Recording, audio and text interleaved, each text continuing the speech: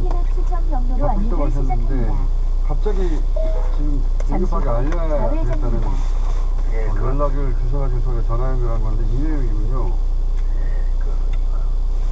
나머지 내용은 대부분 언론에 나온 것이고 누구나 논평을 할 수 있는데 이 부분은 좀 짚어야 될 것 같습니다. 짚어줘야 되고요. 이게 정말 중요한 내용이에요.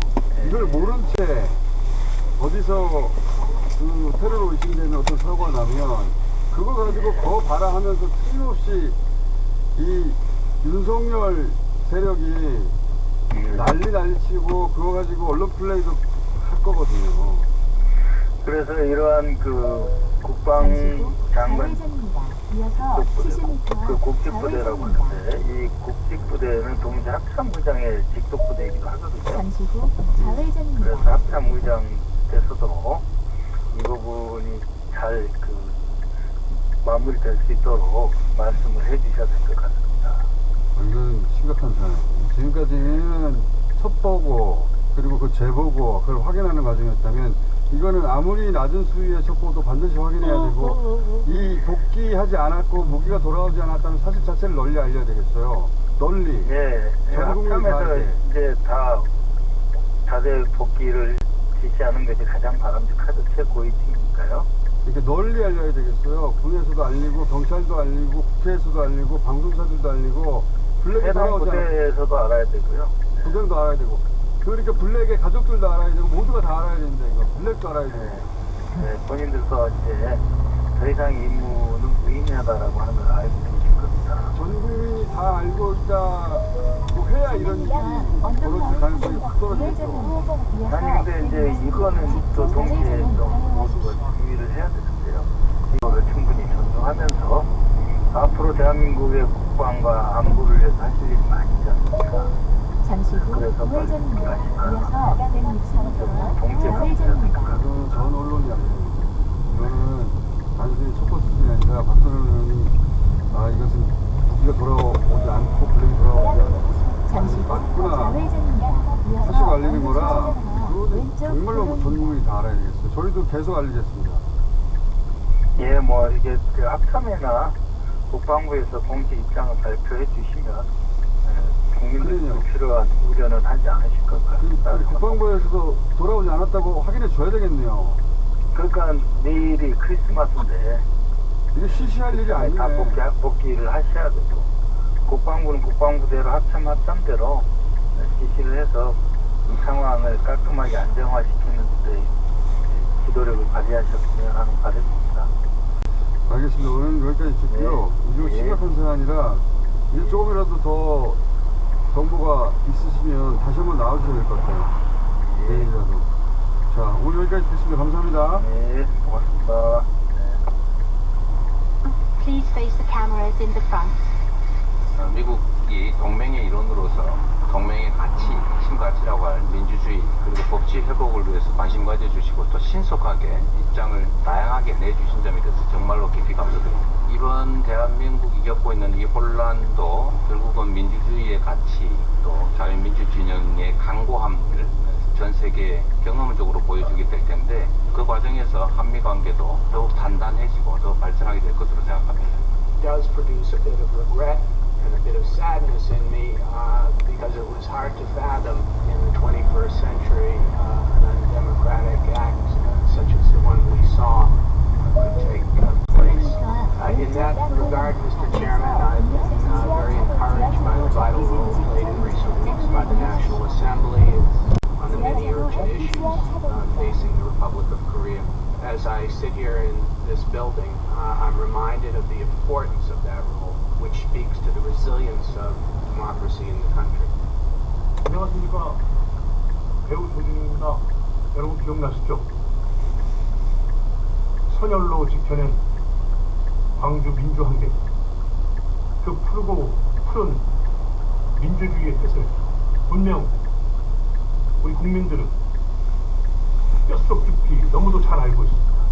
그런 우리 국민을 향해 극악무도하게도 비상계엄으로 파괴하였습니다. 허나 우리 국민들은 한마음으로 그 폐악질을 무찔러 냈습니다. 우리 국민들 우리 국민들이 이 시대의 진정한 영웅입니다. 민주주의 의의를 파괴하려던 내란 후계가 팔찌퍼는 시대에 진정한 영웅은 바로 우리 국민들이었습니다. 저 또한 대한민국의 국민으로서 이 엄중한 사태를 항시 예의주시할 것입니다. 기필코 승리할 것입니다. 무너지지 않을 민주주의를 지켜낼 것입니다. 끝까지 힘을 보태며 함께하겠습니다. 욕실을 갤러리로. 좋았어. 영감이랑 그렇게 떠오르는 법이잖아요.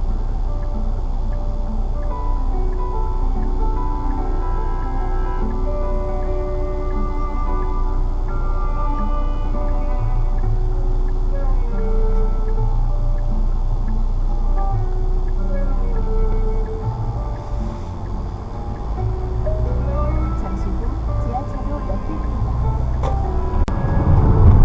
500m 앞 파리형 교차로에서 도시 방향 출구입니다. 300m 앞 파리형 교차로에서 도시 방향 출구입니다. 김건희 씨는 12월 3일 비상계엄 당일 저녁 6시 25분에 들어가 계엄 1시간 전 저녁 9시 30분까지 3시간 동안 성명외과에 있었습니다. 박동만 원장은 22년 7월부터 대통령 자문위로 임명된 자입니다. 4.5km 협찬 교차로까지 진입입니다. 자, 정경태 의원. 네, 안녕하세요. 그리고 수원사령관이라고 또 병원 보상입니다. 예, 안녕하십니까.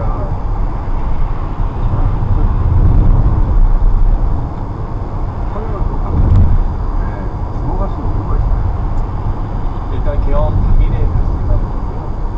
또 대통령 영부인이라고 하면 대통령 자문위를 대통령실도 단저로 불러서 대통령의 영부인이 경호원들과 차량을 대동하고 나타난 것에 대해서 의구심을 가질 수밖에 없습니다.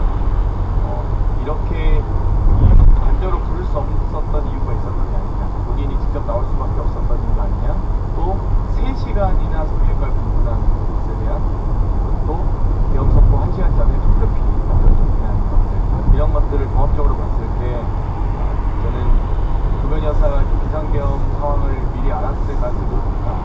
그렇다면 상당히 어떻게 하면 제가 들은 제보는 쉽게 예뻐 보이는 많은 모델으로 제가 들었거든요. 이 성형외과 조사자들 의견 들어보면 분이 이제 시술을 만약 받아야 받으러 간다면 처음 받는 분이면 뭐 3시간 정도 필요한데 성형외과에 3시간 정도 쉽지 않다. 그렇기 때문에 뭐 리터치 정도 수준의 시술로는 3시간 정도 있기 어렵다. 한다면 프로포폴 등 불법 약물 투입 의혹이 있을 수 있다라고 보기 때문에 저는 그 가능성이 없다고 보고요. 만에 하나 그런 시술 치료 목적이 아니었다면, 불법적 의료 행위가 아니었다면 저는 정황 원장이 아니었다는 건 비상계엄을 미리 알았다는 거죠. 만약 반대로 볼 수 없었다면 비상계엄 상황을 미리 알았다거나 혹은 그 성형외과를 방문해서라도 뭔가를 감추고 싶었던 게 아니냐라는 합리적인 의혹이 500m 이제 앞 사천 그 교차로에서 어제 정나 과속 반선의 사격장 투입합니다. 오른쪽 그게 아니더라고요. 도로를 친구의 자격으로 이어서 네, 친구의 자격으로 많은 300m 앞 사천 교차로에서 정나 그분 이야기는 경로 사격장 하면 부인 중에 김건희 여사를 못 알아보는 분은 없겠죠. 김건희 여사를 봤다는 제보를 했고, 특정하게 6시 25분에 들어왔고 9시 30분에 나갔고, 이 특정 차량 2대와 차량 번호 2대 번호까지 다 제보가 왔습니다. 그리고 그 어제 모 언론사의 CCTV를 통해서 그 입출입 차량 번호까지 감춰진 건 아니고요. 지금 외국으로 출국한 게 아니냐라는 의혹이 있는데 부디 그러지 않길 바라고 있습니다. 미리 사전에. 제가 받은 제보는 쉽게 예뻐 보이려고 합니다. 뭐 이런 사전에 황급히 들어갈 이유가 없었고. 이 모든 거를 지금까지 대통령의 결정 뒤에 항상 김건희 씨가 있었다는 게 여러 차례 반복해서 드러나고 있는데, 이 일생일대 대통령 출마보다 더 큰 결정이에요, 이게. 그런 결정을 하는데 부인한테 1년 내내 비밀로 했다? 말도 안 된다고 봅니다. 윤석열 대통령은 저는 그럴 만한 지성을 갖추지 못했다. 그렇다고 보고요. 김건희 여사 상의 안 했을 리는 없고요. 제가 9월 초에도 대전부지리에서 김영 원장판에게 이 윤석열 김건희를 골프장 군골프장에서 봤다는 제보를 받고 정확하게 질의를 했는데도 불구하고 본인은 잘 모른다고 했지만 결국 그게 다 거의 사실상 사실로 밝혀지지 않았습니까? 윤석열 본인이 명태균하고 그런 통한 사실도 없고, 그리고 뭡니까 그 공관위원장 모른다라고 했는데 통화가 나왔잖아요. 그렇죠. 다 거짓말이에요. 이 사람들 할 말 듣을 수가 없고. 거짓말 잘하죠. 불리한 건 다 거짓말이에요. 거짓말인데, 그런데 왜 여기를 가서 3시간 굳이 나가서 들질 위험이 많은데, 그죠? 보는 눈이 너무 많습니다. 너무 많죠. 너무 많은데 굳이 가서 3시간에 있다가 계엄 전에 1시간에 다 돌아왔느냐, 이 이유는 밝혀야 되겠네요. 그렇습니다. 계엄과 관련성이 있을 수 있겠네요. 그러니까 관저로 굳이 부르지 않고 관저로를 이용하지 못하고 나왔다는 점, 또 거기서 3시간에 있었다는 점, 1시간 전에 황급히 관저로 갔다는 점, 이 세 가지가 저는 계엄을 미리 알고 있었고, 또 박동만 원장을 만나서 무언가 할 일이 뭐 여러 지금 제보들이 들어오는데요. 근처에 있는 뭐 약사분들이라든지 뭐 거기에서 인근에서 근무하신 분들 제보도 들어오고 있긴 합니다. 근데 뭐 예를 들면 일반적으로 성형외과가 유지되기 위해선 이 강남의 핵심 알짜 땅이기 때문에 기본적으로 의학 처방이 많이 이루어지는데 거기는 유독 병원이 유지되지 못하죠. 그렇다고 한다면 처방이 없는데 거의 없어요. 그래서 또 언제쯤 하나 여기 병원을 유지하려면 여기 비싼 값에, 그리고 아주 비싼 값으로 예약제로 운영하면서 아주 폐쇄적으로 특별한 그 병원만의 뭐가 노하우가 있나 보다. 일반적인 약제를 쓰기 때문에. 저는 뭐 여러 앰플 확인까지 다 저는 해봐야 된다고 봐요. 박동만 원장에 대한 수사는 필수적이라고 봅니다. 알겠습니다. 그리고 우리가 김동연 위원장하고 예. 이유는 수방사령관을 하셨는데, 예. 지금 현직 수방사령관이 구속돼 있습니다. 구속돼 있고, 지금 이 내란의 주요 종사자로 보이는데, 제가 일단 궁금한 거 몇 가지. 그 수방사 예. 비원 자꾸 나오는데, 그 비원이 얼마나 큰데 그 비원에다가 국회의원들을 다 잡아넣을 것이다라는 이런 얘기가 나옵니다. 비원이 사실 엄청나게 큽니다. 이 비원과 관련된 얘기는 이렇게 하는 것만으로도 사실은 비밀이고요. 이것은 그 정말 비밀스럽게 관리되어야 될 장소인데, 비원 벙커에 그 우리 주요 지휘자들을 체포 구금하는 장소로 판단했다는 것 자체가 경악스럽습니다. 비원 벙커는 그 상상 이상으로 크고 견고하고 잘 만들어져 있습니다. 거기는 그 국회의원 전시나 다 들어가도 남죠. 그 일부 지역만 활용해도 됩니다.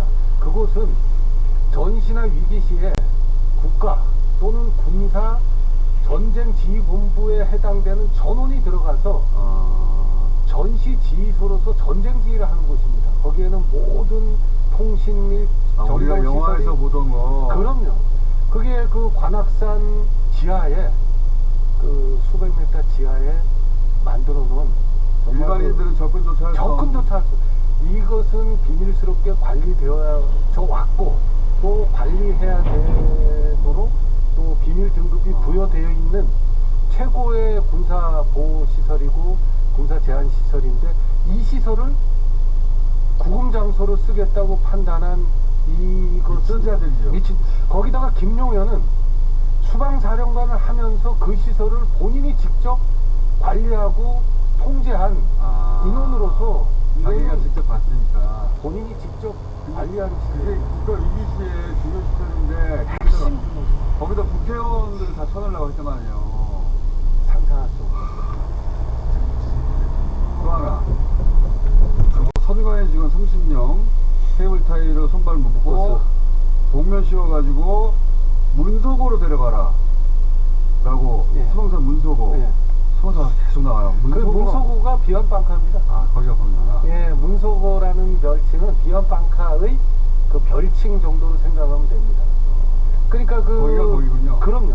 그 속칭 그 인원들을 그 비원방카로 체포 구금한다는 게, 그리고 HID 이 요원들이 어떤 요원들입니까? 가장 대한민국의 인간 정보 자산 중에 비밀스럽게 훈련시키고 비밀스럽게 관리한 인원들을 자기들의 그 이 알팍한 이 정략적 이익 때문에 계엄군으로 투입하는 이 발상은 진짜 국민들이 용서할 수 없어요. 극형에 쳐야 돼요. 극형에 쳐야지. 야, 진짜 최고야. 최고에 쳐야 된다고 봅니다. 그러니까 이 정보사 그 수사 2단이라는 것을 만들어서 그 첫 번째 임무로 중앙선관위의 서버를 확보하고 이단이라는 거는 정식이 아닌 저도 처음 들어보는 거지. 노상원이 직접 관할할 이단을 사조직이죠, 사조직. 사조직을 군대 내에 만들려고 했던 거죠. 그러니까 그 인원들을 만들어서 선관위 직원들을 체포 구금하고 그리고 그 임무로 끝났겠습니까? 그 인원들이 그 몇몇이 그 다 그 훈련받고 관리된 인원들이 그 임무로 끝났겠네요. 야구 강명이 들고 제2, 제3 임무를 수행했을 겁니다. 그래서 그 우리 공장장님께서도 얘기하셨던 그 부분 북한군으로 위장해서 사회를 혼란시킬 수 있는 그런 역할을 훈련받은 인원들이기 때문에 국민들은 합리적으로 이 정황들은 제2, 제3 임무에 대한 합리적 의심을 우리 국민들이 할 수 그들에게 나갔던 무기가 돌아오지 않고 있대요. 그리고 블랙들이 어디인지 모른다는 겁니다. 그러면서 흉흉한 제보들이 있다는 거예요. 그래서 박선호 의원이 이 블랙들을 돌아오라고 이제 그런 호소하는 내용을 보냈는데 돌아오지 않으면 사실인 것 같고 블랙들에게 뭐 무기를 줬을 거 아니에요, 뭔가를. 근데 그 무기들 중에 보면은 단순 뭐 권총이나 이런 거가 있는 게 아닌가 봐요. 분주한 핵심 종사자들이기 때문에 이 인원들은 어떻게 해서라도 행동을 차단하고 또 국가로부터 어떤 식으로든지 무기를 조속히 치를 수 하도록 조치를 빨리 내려야 일선 되고 지방부가 무기를 회수 안 됐다는 공식화해야 되는 거 아니에요? 어떡하지? 이걸 비밀을 시시할 리가 아니잖아요. 그런 다음에 만약에 이게 사실이라면 수공 입장에서는 뭐 사회 혼란, 우려, 국민 불안 이걸 생각해서 발표 안 하고 있다가 만약에 그런 필요가 발생해봐요. 그러면 그걸 조사본부 인원들을 편성한다. 이 조직 구성 자체도 뭐 이게 우스꽝스러운 분들은 왜 우스꽝스럽죠?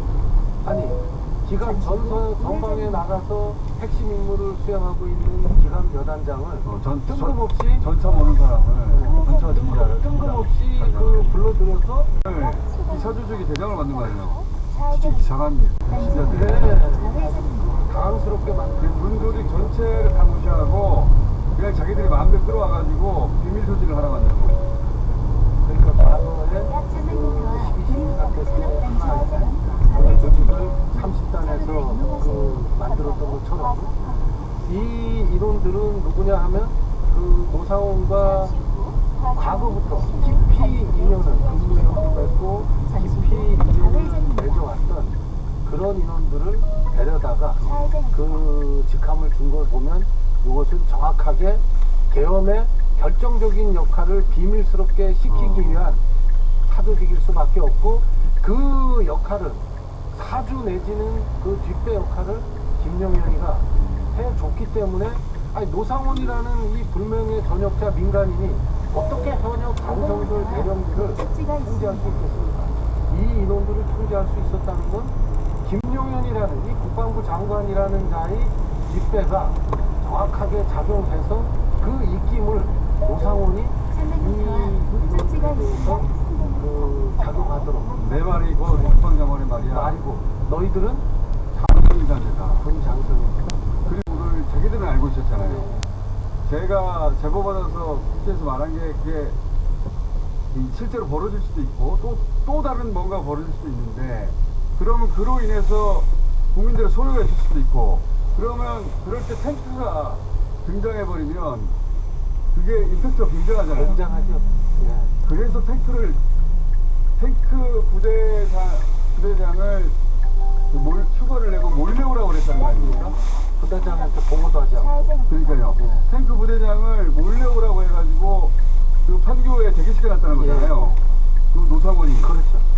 그러니까 노상원 머릿속에 있던 작전 중에는 당장 탱크를 투입할 무슨 엄청난 사태를 일으킬 계획을 갖고 있었다고 봐야 되는 거 아닙니까? 충분히 개연성이 있습니다. 주차 모드로 전환합니다. 시작합니다. 전방에서 우회전입니다.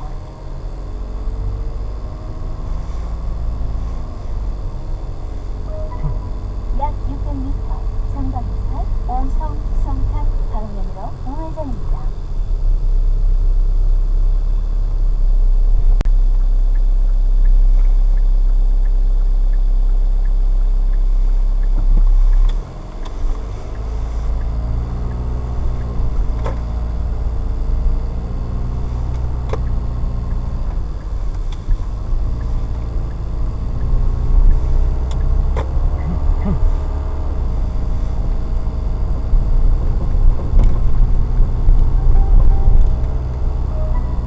약 100m 전방에서 좌회전입니다.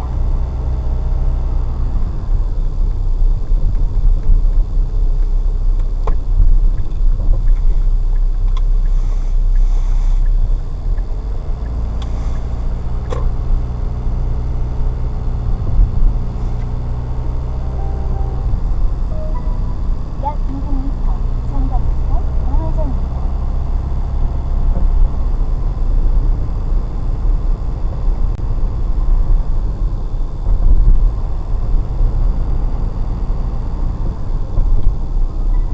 양산 방면으로 우회전입니다.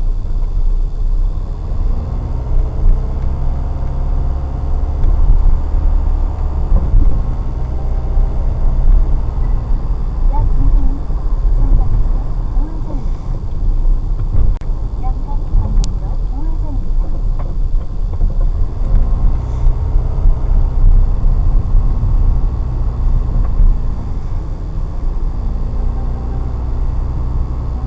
직진 차로를 이용하십시오.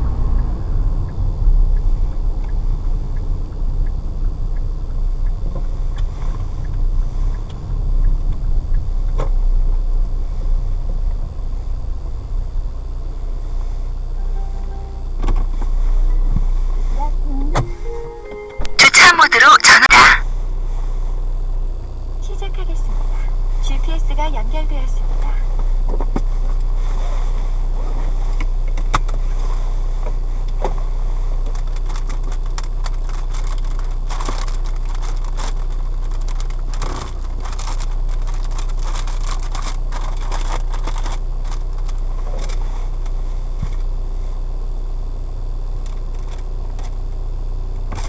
Our expectation is that the critical mechanisms in 잠시 후 좌회전입니다. mechanisms in the U.S. RK relationship will remain in place. 그러나 이는 한 달 뒤면 다 뒤집힐 수 있는 반등 행정부의 성과입니다. 더구나 정치적 위기에 빠진 한국을 달리 보는 시선도 생겼습니다.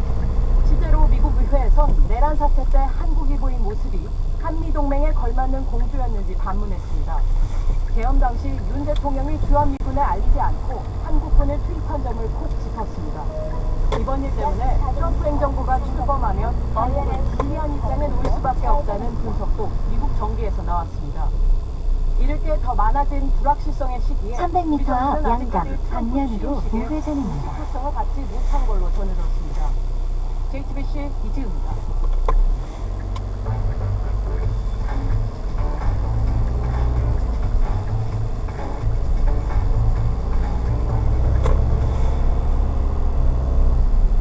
경로를 이탈하여 재검색합니다.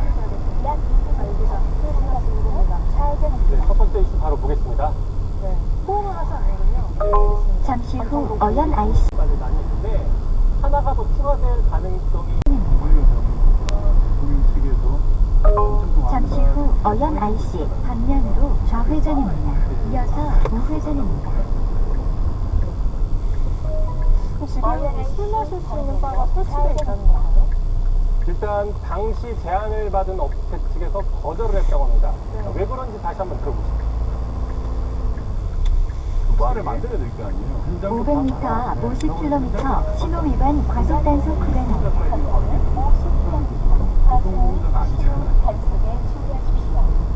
다만 이와 관련 잠시 후 양강 방면으로 우회전입니다. 다른 업체를 통해서 민주적인 소장품이 있기 때문에 그 부분은 앞으로 파악을 해봐야 된다 이렇게 얘기를 했고, 반면 이와 관련해서 여권 측에서는 전혀 사실과 다르다, 허위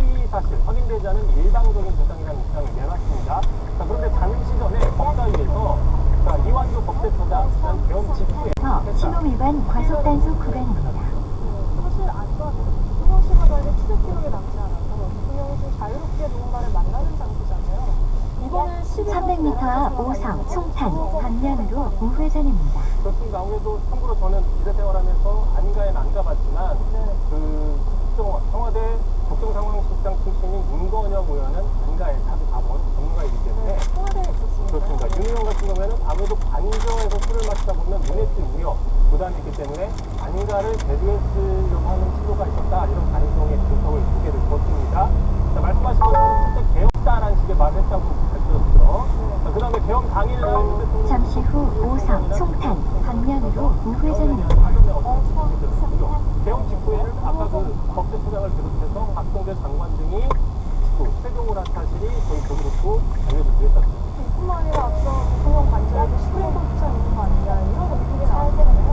그것도 윤건영 의원이 제기를 했습니다. 들어보겠습니다. 김용현 처장과 농어처에서 현대건설 담당자를 통해서 시행업체에게 제안을 했다라는 겁니다. 500m 앞 좌회전입니다. 당시도 대통령실에서는 사실이 아니다라고 얘기를 했지만 결국에 추후의 경우서는 대통령 관저에서 건물에 스크린 골프장을 검토했었다 이것이 맞습니다. 검거 내란 사태의 한 책임의 한 축이라고 불리는 친윤계라는 공통점이 있는 상황입니다. 윤석열 대통령부터 검사 출신이잖아요. 한국인의 관계도 여당에서는 유독 검사 출신인 까지 점검검이 된 상황이다라고 볼 수 있는 것이죠. 게다가 박동수 원내수석 부대표 같은 경우에도 검사 출신입니다. 500m 앞 2시 방향입니다. 참고로 지난 2022년 대선 두 달 직전에 윤석열 대통령이 그 선대위를 해산한 적이 있습니다. 그래서 무언뜻으로 바로 권영세 의원을 선대본부장으로 안치하고 있었는데 과속 방지턱이 있습니다. 이런 식의 이야기를 먹거리 가격이 줄줄이 오를 걸로 보입니다. 환율이 연일 고공행진하는 탓에 수입 원재료를 더 비싸게 들여와야 하고 전방에 과속 방지턱이 있습니다. 다음 안내까지 직진입니다. 앞에서 한참을 망설입니다. 가격표를 보면 이는 더욱 싶어집니다. 교통 변화를 감지 중입니다. 기존 경로로 계속 안내합니다. 올랐기 때문입니다. 농축산물을 반영하는 세계 식량 가격 지수는 19개월 만개업 여파로 1km 앞 30km 신호 위반 과속 단속 구간입니다. 전방에 과속 방지턱이 있습니다. 근데 지금은 그거를 훨씬 뛰어넘은 환율을 기록하고 있다 보니까 당장 내년 초가 더 걱정입니다. 수입 물가는 1에서 3개월 후 우리 밥상 물가에 고스란히 반영되기 때문입니다. 이 설탕이라든지 우리가 대부분의 물량은 다 해외 수입에 의존하고 있기 때문에 기후변화로 인한 수급 분야 문제, 환율에 대한 문제, 물가가 더 올라갈 가능성이 보인다는 거죠. 정부는 수입 식재료의 관세를 낮춰 물가 상승을 막겠다고 전방에 했지만 과속 방지턱이 있습니다. 500m 앞 30km 신호 위반 과속 단속 구간입니다. 소환입니다. 내란 사태를 기점으로 전방에 과속 방지턱이 있습니다. 저항대 소비 행태가 나타납니다. 앞서 추운 날씨에도 점포 밖에 긴 줄을 선 이유 로또를 구매하기 위해서입니다. 20대 청년부터 80대 잠시 후 어린이 보호구역입니다. 제한 속도를 준수하세요. 잠시 후 30km 신호 위반 과속 단속 구간입니다. 했는데 기업령 그거 딱 발표하고 나서 거의 한 10일 동안은 손님이 없었어요. 야간에 심리적으로 불안하니까 다 일찍 들어가고. 잠깐 동안 서 있는 사이에도 전방에 과속 방지턱이 오는 있습니다. 분들을 만날 수 있는데요. 수치로도 확인됩니다. 올해 복권을 구매한 가구 기준이 역대 최고치를 기록했습니다. 올 3분기 기준 로또 같은 복권을 구매한 가구가 전체 조사 대상의 9.8%. 대형 정치 불확실성이 높아지며 불안용 소비만 더욱 늘어나고 있습니다. JTBC 박수입니다. 크리스마스 잘했죠. 전방에 과속 방지턱이 있습니다. 한 가정집 주변에 경찰 통제선이 쳐져 있습니다. 이곳에서 한 살짜리 남자아이가 아버지가 휘두른 흉기에 다쳤습니다. 경찰이 본 현장 사무소입니다.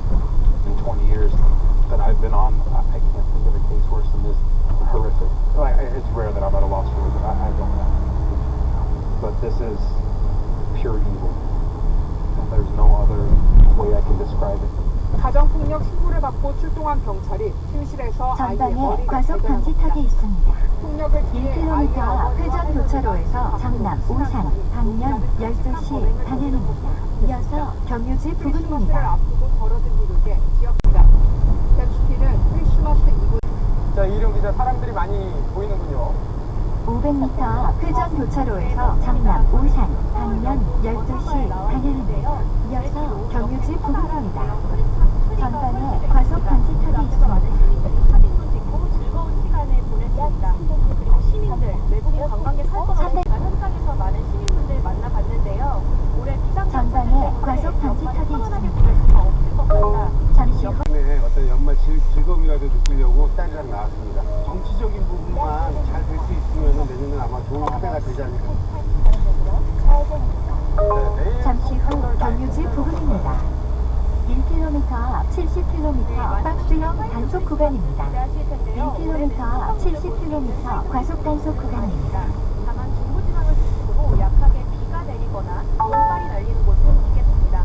오늘도 300m 앞 좌회전입니다. 내일 상 춥겠습니다. 서울과 대구가 영하 2도, 광주가 영하 1도, 그리고 강원 순천이 영하 10도로 매우 춥겠습니다. 그러다 남부권은 누그러져서요. 영상 6에서 8도로 평년과 기온이 비슷하겠습니다. 전방에 과속 방지턱이 있습니다. 방한 용품 꼭 챙기셔야겠습니다. 지금까지 서울 영동에서 잠시 후 좌회전입니다.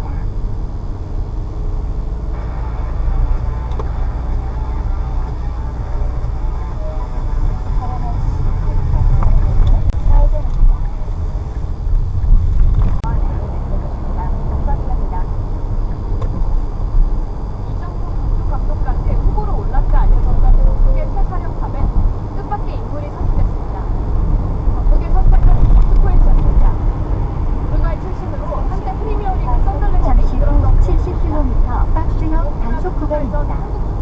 잠시 후 70km 과속 단속 구간입니다.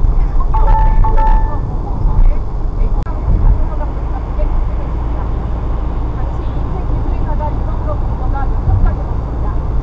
유럽 국민들이 자신들이 확보한 집합 기술과 불편하지만 그것을 바탕으로 소액 감독은 K리그에 선장을 냈습니다. 이주현 감독단장은 소액 감독이 지금 전북과 방향성이 가장 부합했다 설명했습니다. 대표팀 감독 최종 후보에서 밀려났던 소액 감독이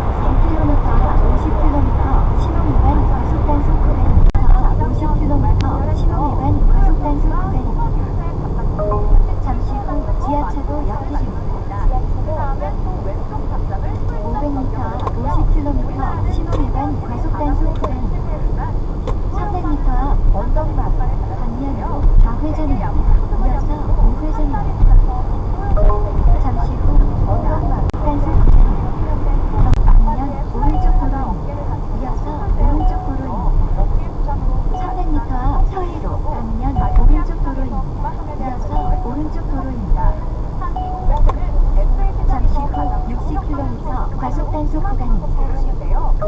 잠시 후 서해로 방면 오른쪽 도로입니다. 이어서 오른쪽 도로입니다. 잠시 후 오른쪽 도로입니다. 이어서 좌회전입니다. 잠시 후 좌회전입니다. 이어서 좌회전입니다.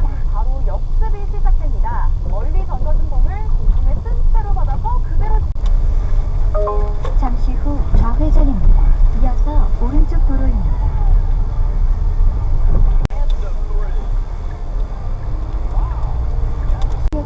제한 속도를 준수하세요. 크리스마스를 하루만큼 오늘 선물과도 같은 행복과 감동을 전할 애니메이션에서 잠시 후 우회전입니다. 이어서 우회전입니다. 크리스마스 이브를 맞아 오늘은 제가 잠시 후 우회전입니다. 이어서 목적지 구간입니다.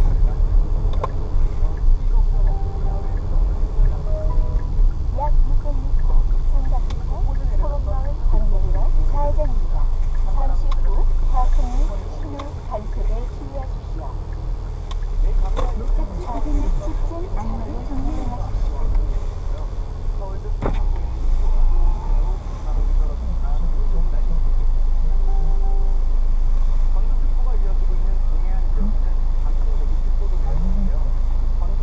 보호술에 입력해주세요.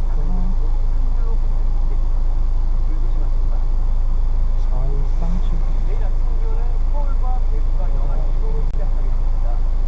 낮 기온은 비밀번호 몰랐는데? 지나고 목요일까지 습기가 쉬어가겠지만 금요일에는 영하 7도까지 떨어집니다. 하고 따뜻한 한절 보내시기 바랍니다. 네, 어디 오셨나요? 413동 704호인데요. 네네. 중고거래하러 왔어요. 아, 당근. 예. 네.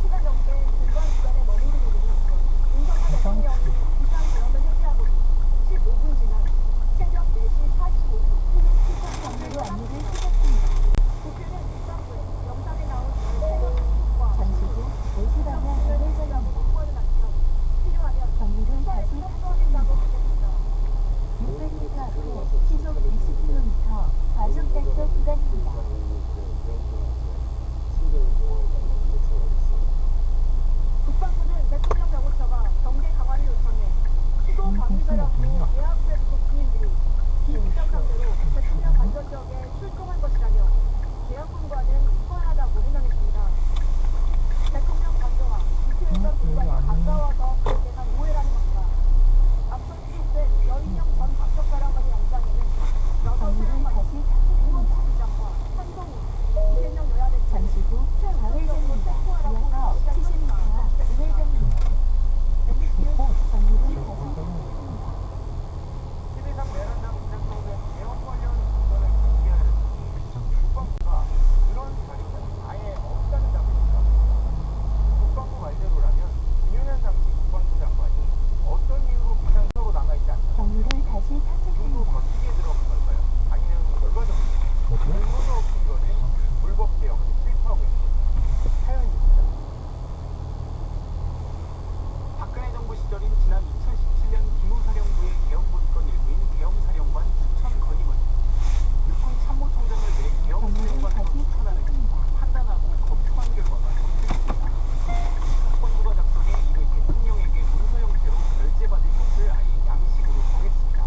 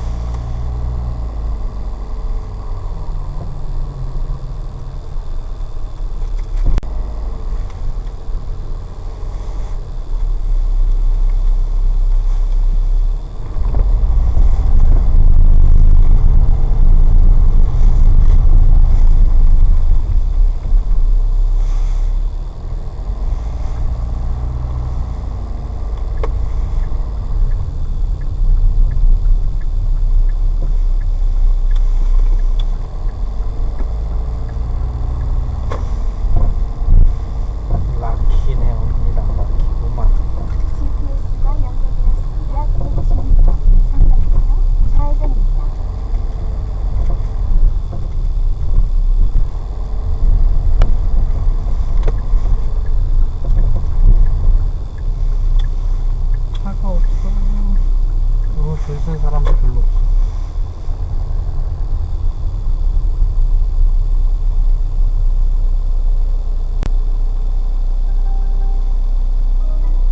조금 이따 내릴까? 추우니까? 추우니까 조금 이따?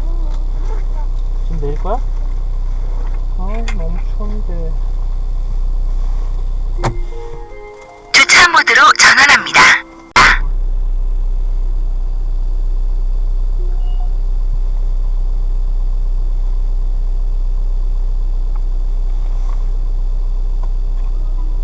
좌회전입니다.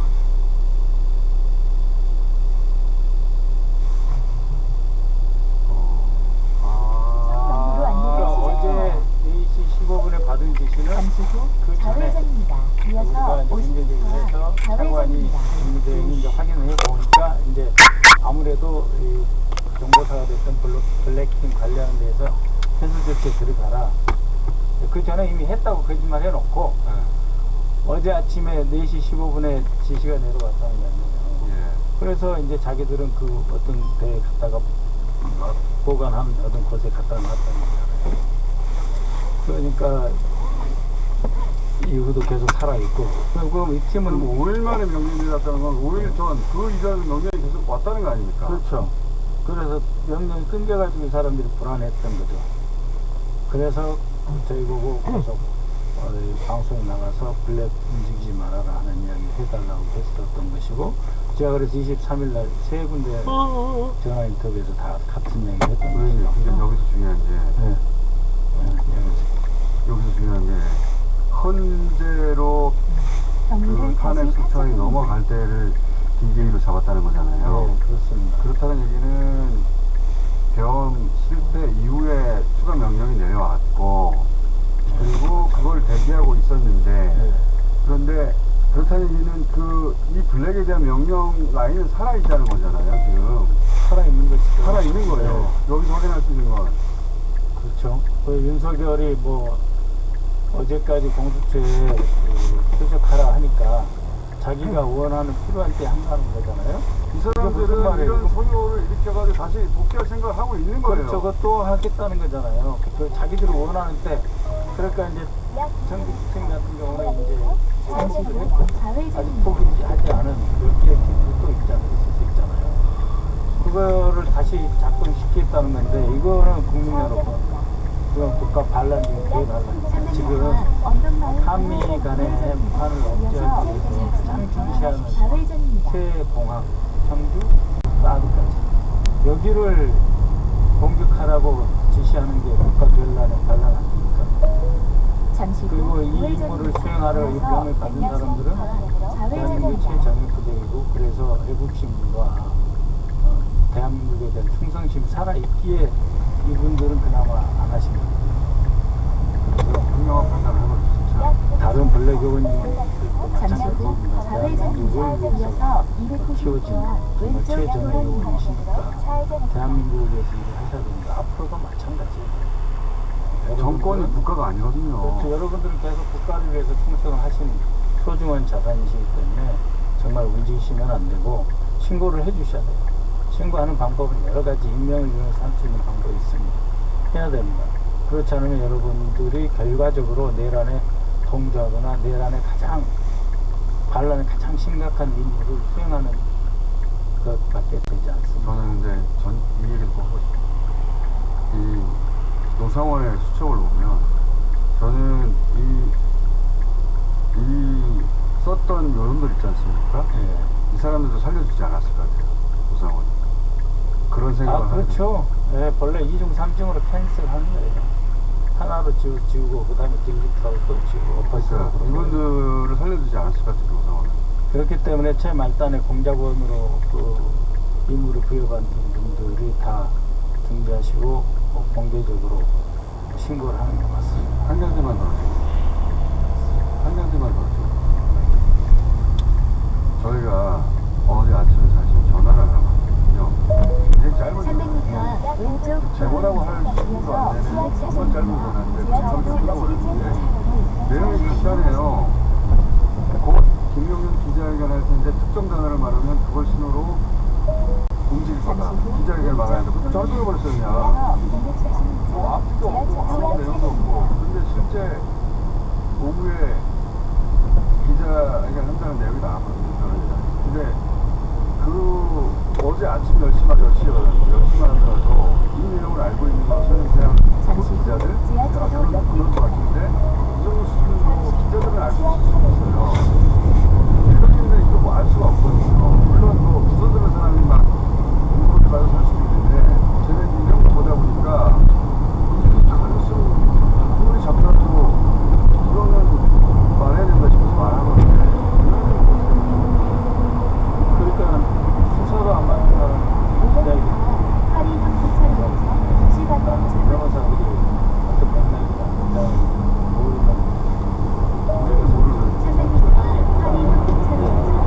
이거를 이제 공개 지식으로 오프닝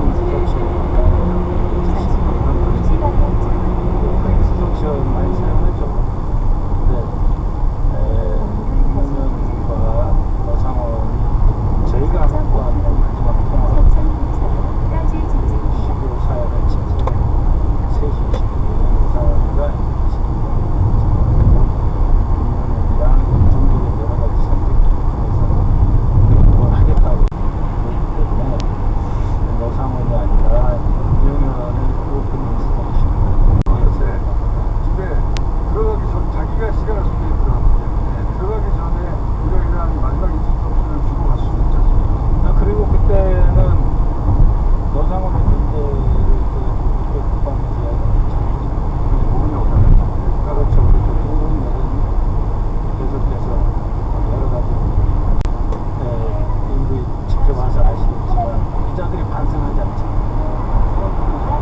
아니 어떻게 F-35 따도 F-15K를 공격할 생각을 해요. 그래 기자들은 한미동맹 훼손하는 건 뭐 당연하고 대한민국 전체를 지금 가파로서 자기들이 새로운 판을 끌고 와서 거의 뭐 갑자기 되면 하지 않지 않았어요.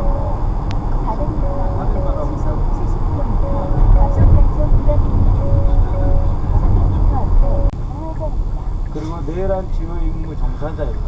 국무회의를 열었고 국무회의가 소집이 안 됐음에도 불구하고 된 걸로 지금 간주하고 있는 사람입니다. 그 다음에 12월 3일 저녁 8시 20분에 연락을 받았다고 하는데 누구한테 받았는지도 말 안 하잖아요. 원래 김용현한테 보고 받았다고 해야 되는 것이지 연락받았다라는 표현을 쓰면 안 돼요. 아니면 이 연락받았다는 게 무슨 말입니다. 그럼 그 전부 다 알고 있어서 비공식 라인으로 들어온 연락도 알고 9시에 국내의 준비를 하기 위한 시간 딱 맞잖아요. 8시 20분. 정적수로 채우려고 다 연락했잖아요. 그리고. 그렇기 때문에 이게 주요 임무 종사자가 아니라 거의 김용현 위급으로 볼 수도 있는 거예요. 의원님, 김건희 씨 전화 잠시 후 12시 방향 최고입니다. 예, 그리고 어제 박준 제가 정장옥으로 원장님께서 다시 한번 전화드렸는데 둘이 친하다는 거 아니에요. 윤석열 부인과 한덕수 12월 3일 10시 28분부터 그 앞에 48시간이면 다 이야기해야 최소한 10분 단위로 이야기하지 않으면 안 돼. 그것도 하지 않으면서 지금 무슨 권한대 내란대 거기까지는 하지 마시고요. 차고 가려고 오늘 나온 거예요. 전 5시 반에 일어났어요.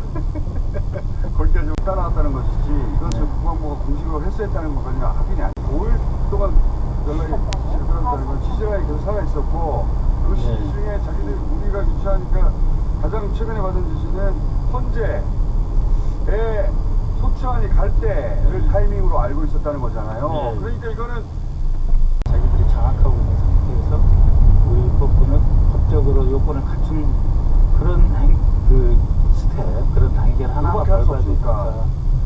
그래서 지금 현재 내각은 총체적으로 윤석열과 함께 불신임 된 것으로 봐야 됩니다. 한덕수의 끝났다고 생각하는 분들 사실은 많은 분들이 끝났다고 생각하지 않거든요. 아니 심지어 저 지금 뉴스 공장 나가지 말라는 사람도 있어요. 다 끝났으니까. 다 끝났으니까도 그렇고 뭐 왜요? 공연팀이시고요. 아까도 말씀하시다가 눈에 올라왔죠.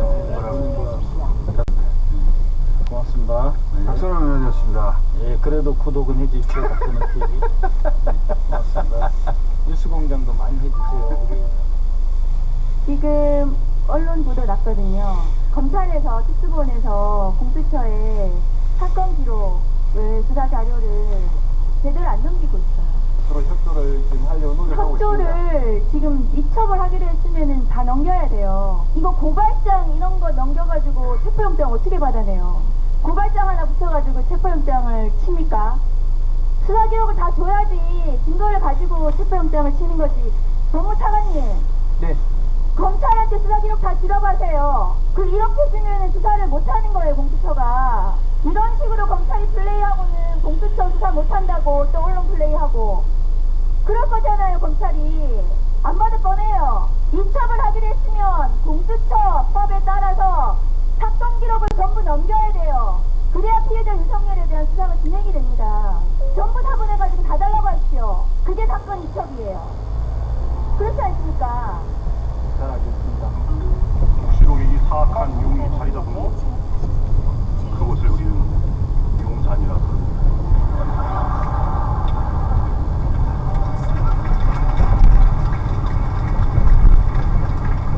그런데 이 용이란 표현도 가당치 않은 용산의 이무기, 그 옛날의 뱀, 악마라고도 하고 사탄이라고도 하는 자, 온 세계를 속이던 그 자, 지랄 발광. 송구스럽고 부끄럽고 그래서 그냥 모든 자리가 안녕하세요 김예지입니다로 하고 있는 관계로 좀 짧아진 점이 좀 당해요. 그걸 통해서 당론을 따를 수 없다라는 공개 발언을 할 때 저는 지금 제명당할 각오하고 말씀드립니다라고 그 말씀을 드린 적이 있고 저에게 먼저 와서 인사해 주시고 그랬던 중진 의원님들 같은 경우 저희 당에서 김의원 그래도 이건 아니다 이러면서 이제 많이 설득을 하려고 왜 그래야 되는지 뭐 등등등 많은 설명을 해주셨습니다. 사실 당일 날까지 했는데 그랬을 때 제가 계속 말씀을 드렸던 것 같아요. 물론 의원님의 입장이나 그런 생각도 있을 수 있을 거라고 생각합니다. 하지만 활동들을 했습니다. 대통령이 되시는 일에 정말 너무 작은 모래알 만한 부분이지만 그래도 참여를 했던 사람입니다. 그렇기 때문에 그게 만회가 될지 모르겠어도 좀 안 된다고 보고요.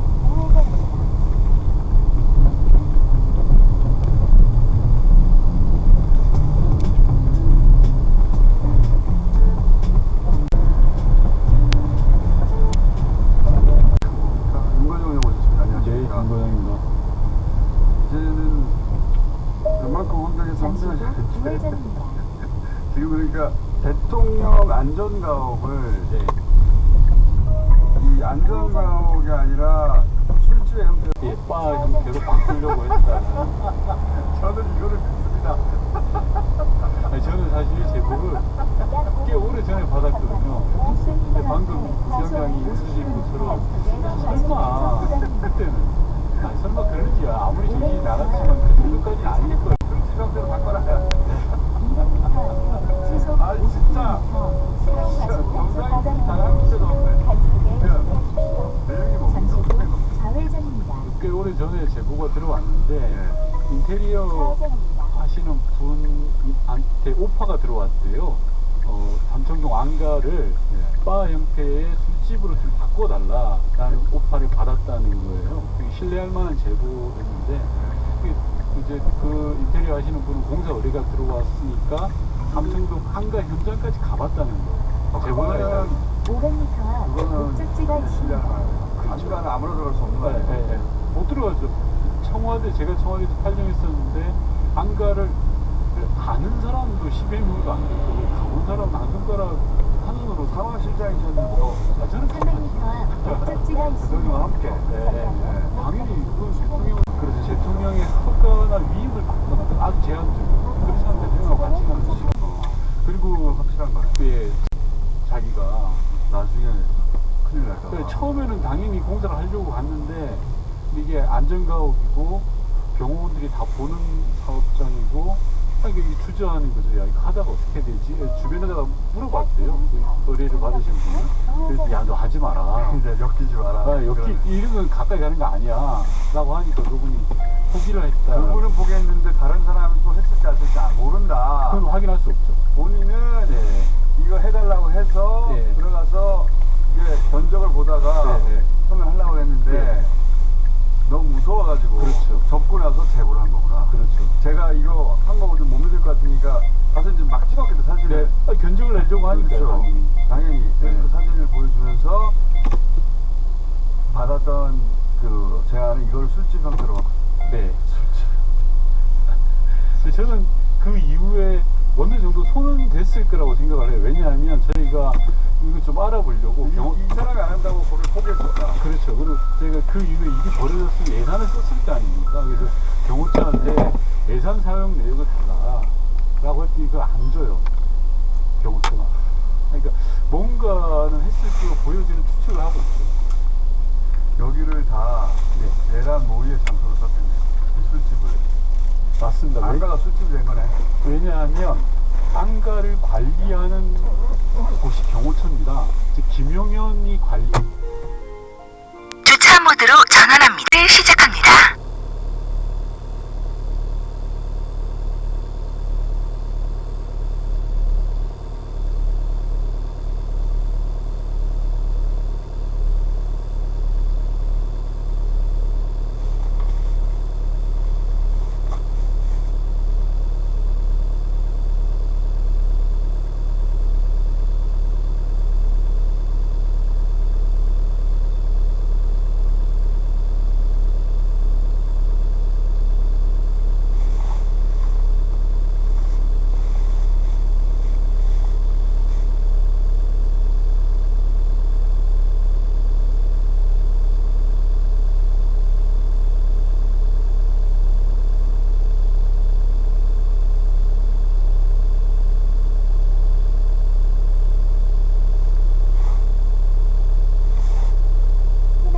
경로로 안내를 시작합니다.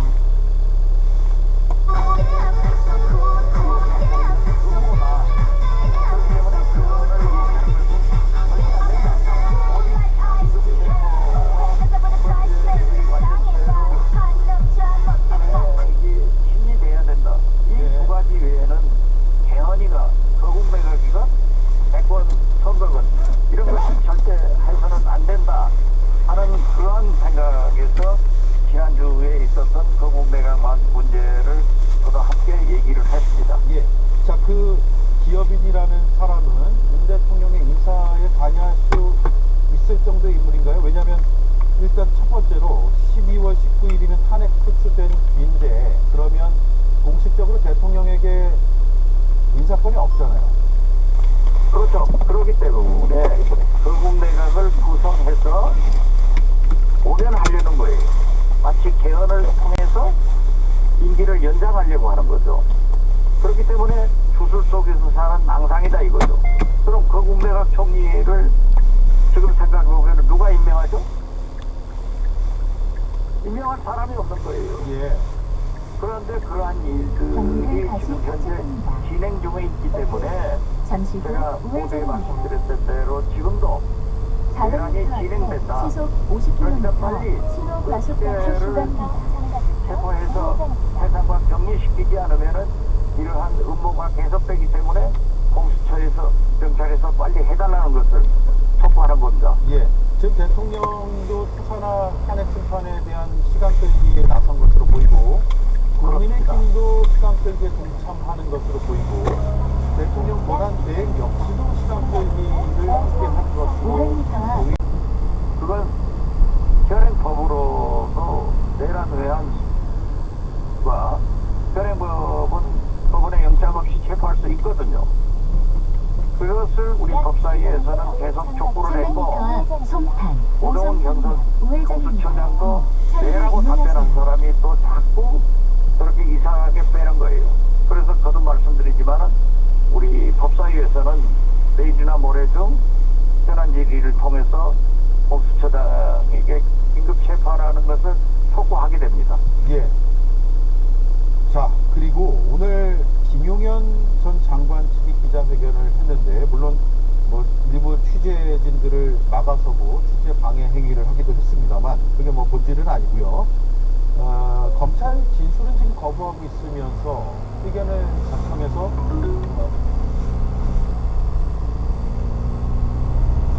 모습을 어떻게 해석을 해야 될까요? 윤석열이나 김용현은 내란 수괴들인데 일부 언론, 즉 JTBC, MBC 취재를 못하게 하는 것은 민주주의 파괴분자들입니다. 잠시 후 우회전입니다. 민주주의의 제1호가 언론이고 1호 국민이 기자입니다. 이러한 것을 공세하는 것은 그만큼 그 사람들이 민주주의를 파괴하고 있다. 저는 근본적으로 이 문제도 비판하지만은 내란 수괴들이 무슨 낯으로 국민 앞에서 그렇게 변호인을 통해서 뻔뻔한 거짓말을 하고 있는지 진짜 우리나라가 민주주의 국가고 언론자유가 보장된 나라다 그렇게 생각합니다. 그리고 그러한 것에 공감하는 국민은 없습니다. 거의 상박이 것으로 보면 될까요? 윤석열의 12일자 담화도 저는 그것을 보고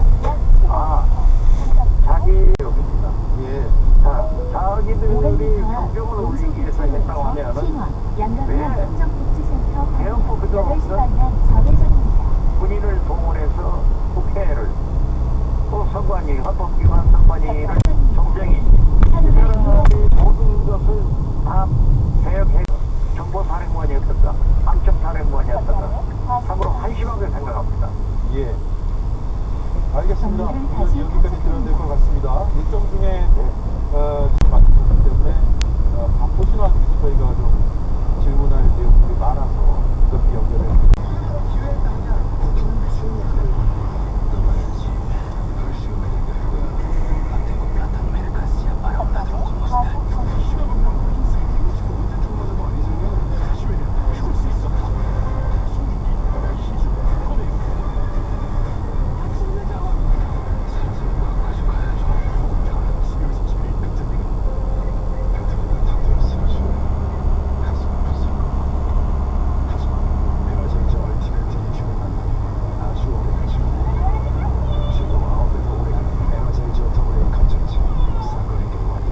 바르셀로나가 내게 남긴 것? 짜잔! 영어 해동서! 트립 사건이 내게 남긴 것! 라운지 이용권, 과일 유지의 트립 코인까지! 남는 여행 트립 사건! 600m 앞에 시속 4km 신호 과속 단속 구간입니다. 여야 합의 없이 임명된 헌법재판관은 단 한 분도 안 계셨다는 첫 번째 팩트부터 틀렸습니다. 300m 앞에 시속 4km 신호 과속 단속 구간입니다. 헌법재판관 제명의 추진을 마무리하기로 어제 여야가 합의했습니다. 그리고 그 뒤 3명 중 2명을 민주당이 1명을 국민의힘이 추천하는 걸로 합의된 점을 추경호 원내대표가 기자들에게 밝혔습니다. 청문회 일정까지 여야가 합의를 했습니다.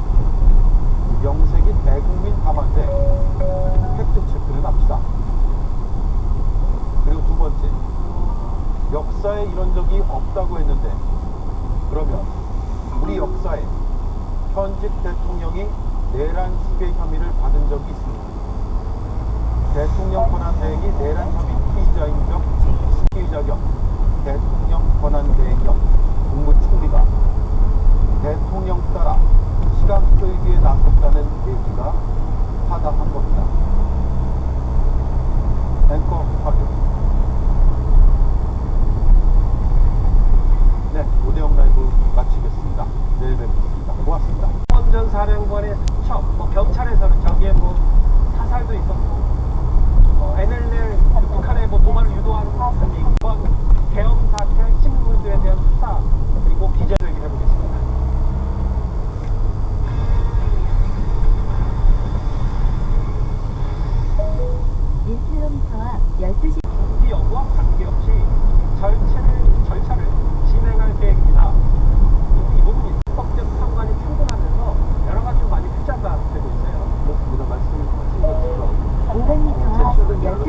7분입니다. 국회 측에서, 저기 이제 원구직이나 국회 측에서 제출한 자료를 가지고도 다름할 수 있다라고 얘기를 했어요. 그 말은 재판을 계속 진행하려고 변론 연수를 제출하는 것을 요구하고도 김영주 재판관이 출근하면서 언론에 얘기했다는 것은 어느 정도 합의된 내용을 얘기했을 가능성이 있어요. 본인의 개인적인 얘기를 그렇게 언론에 쉽게 얘기할 수 있는 건 아니라고 보이기 때문에 그래서 저는 재판이 진행될 것으로 보여지고요. 현재는 지금 빠른 시간 안에 그 관련된 시위를 마치려고 하는 거예요. 왜냐면 이게 우리가 계속 얘기를 하고 있고 국가의 부채가 너무 크기 때문에 빠른 시간 안에 문제 만들기 위해서는 간에 저희가 가게를 해서 헌법재판소이기 때문에 대통령이 됩니다. 근데 박근혜 전 대통령 사례를 봤을 때는 경우는 안 걸려요. 근데 시간도 안 걸려요. 박근혜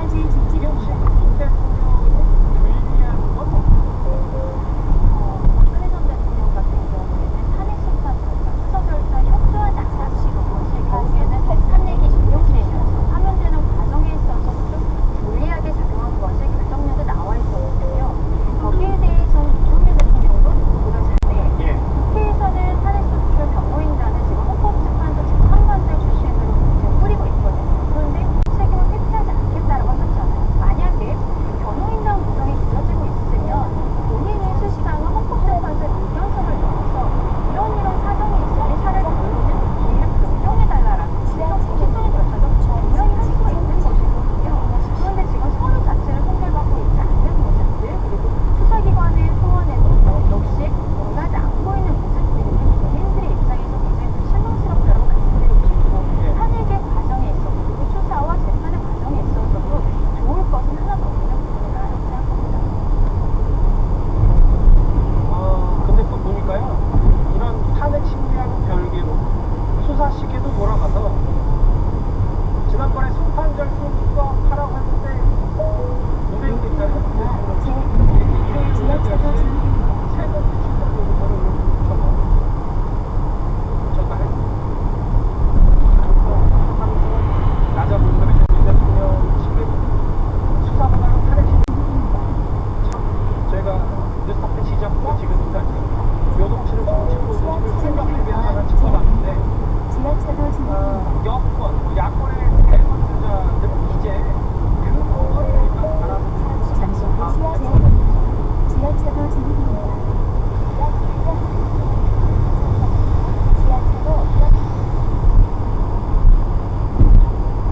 중에서 야권의 상권 중에서 가장 먼저 나 대선 나갈 거야 라고 선언을 던진 사람 바로 홍준표 대구시장.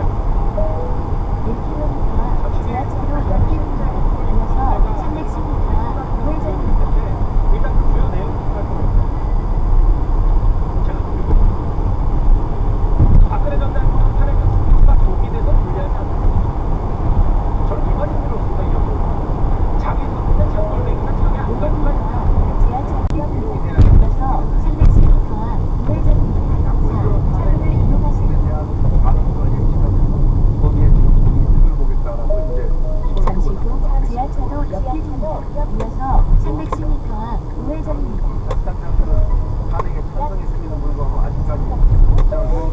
300m 앞 바람 방향 우회전입니다. 이어서 150m 앞 좌회전입니다. 3. 차로를 이용하세요. 과연 지금 이 국면에서 본인이 지금 선두가 나올 수 있는 국면인지 좀 한번 묻고 싶습니다.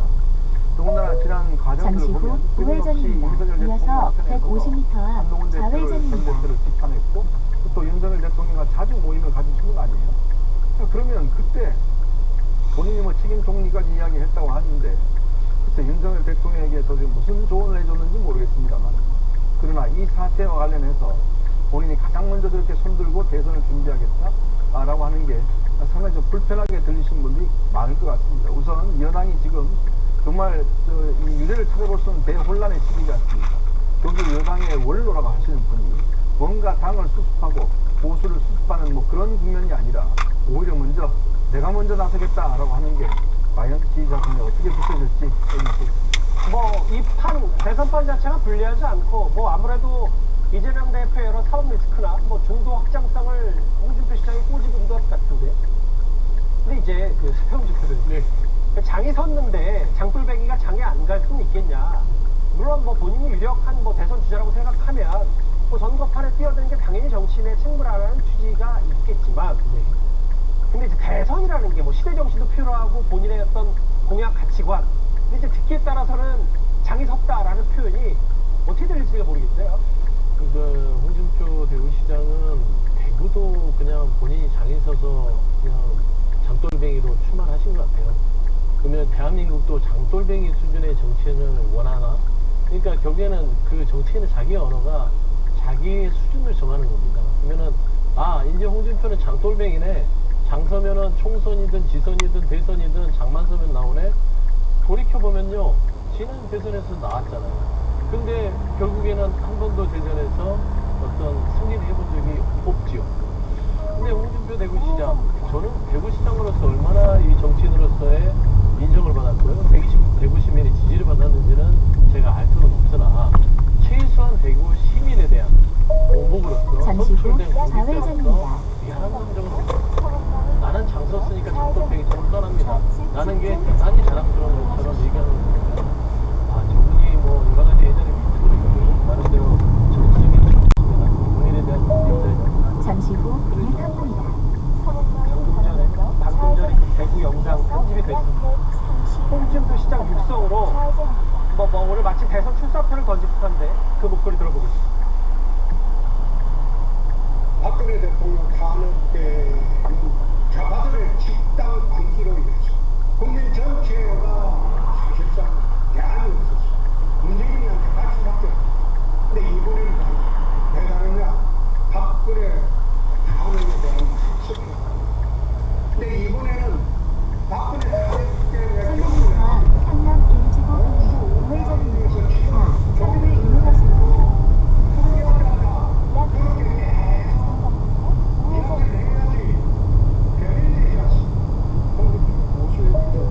잠시 후 우회전입니다. 이재명 대표를 다룰 사람은 대박이 나밖에 없을 겁니다. 그리고 트럼프하고 맞짱들 사람도 대한민국에는 나밖에 없다고 나는 생각. 장이 있었는데 장동백이가 장이 안 갑니까? 그거는 정의에서 장에서 300m 우회전입니다. 이어서 170m 우회전입니다. 대학은 거수한 사람 아닙니다. 거수라는 이야기는 특유의 캐릭터 유감 없이 보여주면서 기자회견을 했는데 갑자기 든 생각이 트럼프 당선인과 왜 맞짱을 들까요? 한미동맹도 공고하고 잘 돼야 되고 그만큼 본인이 캐릭터가 세고 이재명 대표의 대항마를 유일하게 나다줄 수도 이런 거 있을 거예요. 오세훈 19, 한동훈 18.8, 홍준표 17.4, 원희룡 14.4 등등해서 물론 오차범위 내고 아직 표본이 적긴 합니다만 본인이 해볼만 하다고 생각하는 것 같아요. 지금 오세훈, 한동훈, 홍준표, 원희룡 저 네 분은 오늘 나온 저 여론조사를 보면서 다들 속으로는 좀 꿈을 꾸고 있지 않을까라는 생각을 합니다. 서울시장의 직을 가지고 있으면서 아직 본인이 대선에 나갈지에 대해서 무일승이다라는 형태로 이야기를 하고 있음에도 불구하고 1승이 되었죠.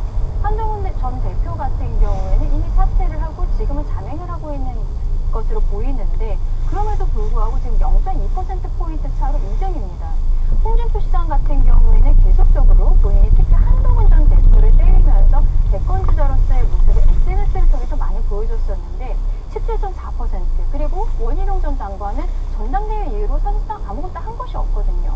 그럼에도 불구하고 14.4%로서 4등으로 가 있는 상황입니다. 그러면 이 4명이 모두 만약에 조기 대선이 이루어진다면 한번 해볼 수 있겠는데 라는 생각을 분명히 가지고 있을 것으로 보이느냐 이런 것들도 있지만 향후의 수사 과정을 좀 지켜볼 필요가 있다고 생각을 합니다. 수사 과정이요? 예, 수사 과정에 있어서 대통령은 어떤 국권문란의 목적이 없었다라고 이야기를 하고 있지 않습니까? 그런데 만약에 체포조라는 게 실제로 있었다라든지 이러한 이야기들이 나왔을 때는 홍준표, 원희룡 이렇게 좀 친윤계로 그리고 한동훈 대표 같은 경우에는 실상 어떠한 본인 마지막에 리더십의 문제 같은 것이 있어서 쫓겨나듯이 나가긴 했습니다만 그 방향성에 대해서 공감하시는 분들은 수사가 진행이 될수록 늘어날 수 있다는 생각이거든요.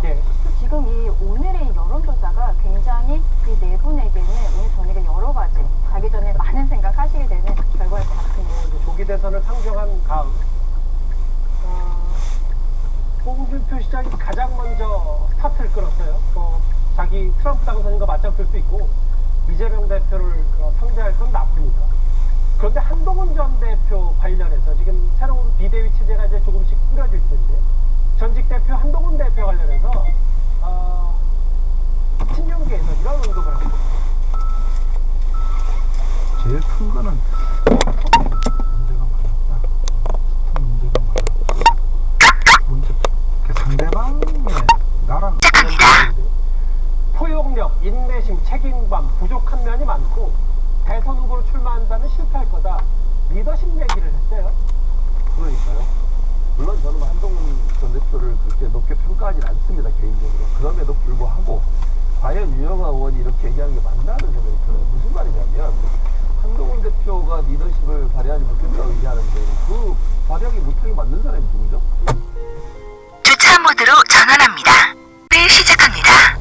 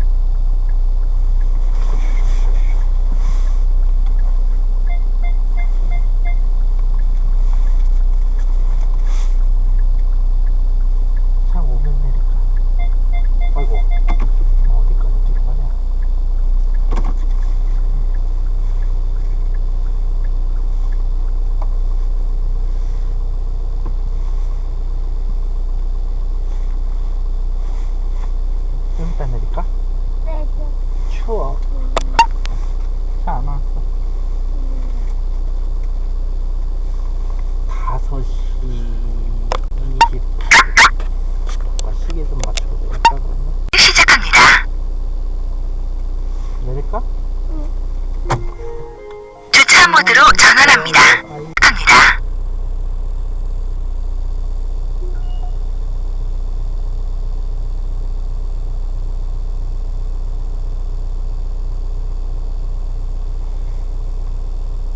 결론을 내주고 제보를 하고 자신들의 고민과 갈등을 알리고 그게 참 고마웠고 최종적으로 해서 청소팀을 해결했는데 추천 경로로 안내를 시작합니다. 사드 팀 혹은 대구 팀 같은 경우에 이미 이 사실이 알려져 버렸으니까 그렇게 하기는 불가능할 텐데 이들이 계속 대기 상태면 무기를 계속 들고 있는 거잖아요. 네네, 그렇죠. 그리고 그 무기를 다른 팀이 받아서 뭘 할 수도 있는 거 아닙니까? 네. 그리고 이 팀 외에 다른 팀이 더 있을 수도 있는 거잖아요. 더 있을 가능성이 많죠, 현재. 그렇죠. 네. 그러니까 저들 당위성 주장하고 그러니까 아직도 그런 단전 세력들이 그대로 있어서 저는 내란은 계속 진행되고 있기 때문에 배를 탄 것 같고 온통 나라가 혼란의 속으로 빠지고 있는 거죠.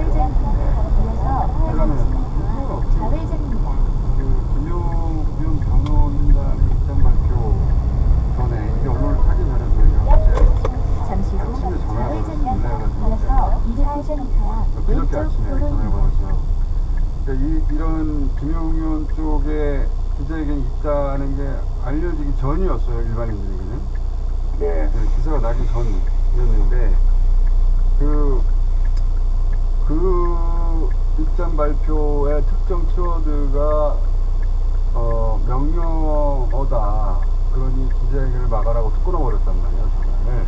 그래서 아니, 장난 전화도 하고, 근데 지금은 뭐든지 가능한 시점이 말해야 될 것 같기도 하고 고민하다가 말을 하긴 했는데, 의원님은 그 기자회견에서 그런 목적이 있었을 수도 있다 이렇게 생각하십니까? 아니면 그거는 아닐 것이다 생각하십니까?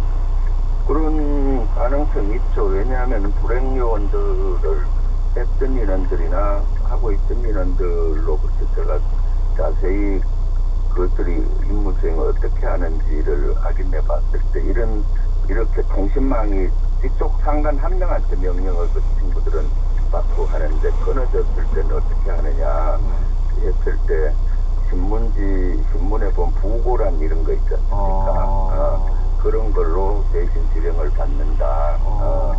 그런 형태가 가끔 있다는 거예요. 그러면은 김용현의 기자회견 이런 것도 그럼 김용현이가 지금 구속돼서 지령을 못 내리지 않습니까? 노상공원이도 그렇고. 그러니까 기자회견을 진행해서 그러한 메시지가 나갈 수도 있고요. 그러니까 어떻게 보면 전반적으로 뭐 내란이 아니고 저들은 당연 누구의 일념으로 했다는 식으로 하면서 그 안에 메시지가 좀 포함을 해서 했을 개연성이 있기 때문에 좀 그런 것도 예의주시해야 되는 거죠. 그런 하긴 과거 역사에 보면 라디오를 통해 쿠데타를 지시하는 경우도 있습니다. 피노체트가 그랬었는데 그 지금 그 의원님이 듣기로는 그런 통신수단을 통해서 직접 지시가 내려가지 않는 때는 뭐 대중매체를 통해서 신문이라든가 그런 방식을 통해서 특정 단어로 그렇게 하기도 한다는 거죠. 네네 그렇습니다. 그래서 저도 김용현 그 기자회견을 처음부터 끝까지 한 두세 번 반복해서 들어봤거든요. 그런 메시지들이. 그래서 그렇지만 전반적인 메시지는 하여튼 포기하지 말고 계속 그 하라는 투 아니겠습니까? 자기들은 정당하고. 저희가 알 수가 없으니까. 왜냐하면 제가 그런 전화를 받고 나서 이건 장난일 가능성도 있는 내가 말해야 되나 싶다가도 지금은 뭐 1%의 가능성만이라도 있어도 무조건 말해야 된다고 생각이 된 게 이 청주공항 이런 이야기 이거는 진짜 이런 대모자가 나와서 청주공항 폭파하고 사드기 폭파하고 대구공항 폭파하고 그 당사자 쪽에서 이 얘기가 나오지 않았으면 누가 믿었겠습니까 이거를. 네, 특히 청주공항이나 사드기지는 미군과도 관련이 있기 때문에 저희들이 사실 처음에 받았을 때 이거 큰일 났다. 이걸 괜히 공개하면은 한미동맹에 금이 가지 않겠느냐까지 우려를 했는데 만약에 공개를 안 하고 하면은 진짜 폭파가 됐을 땐 한미동맹이 더 파탄 날 거 아닙니까? 그래서 그 제보 받고 바로 그 군을 통해서 경계강을 시켜라 테러 예방 차원에서 임무 준 거고요. 그 다음에 이제 밝혀서 이거 행동이 됐을 때 한미동맹이 더 파탄 나기 때문에 막아야 된다는 취지로 크로스 체크를 여러 번 하면서 어제 그저께 이강희 의원 직접 현장에 보내서 접촉하라고 하고 다양한 노력을 통해서 한 것이죠. 사실 이런 것들이 일어났다면 어떻게 됐겠습니까? 한미동맹에도 큰 문제가 생기고 그렇게 되는 거죠. 그러면 비상계엄 두 번째 대행이 섭외했을 거예요. 그렇죠. 왜냐하면 실제 한덕수 대행이 이상한 말을 하나 어제 하게 된 겁니다. 이상한 사태가 아닌 한 자기는 적극적인 권한행사를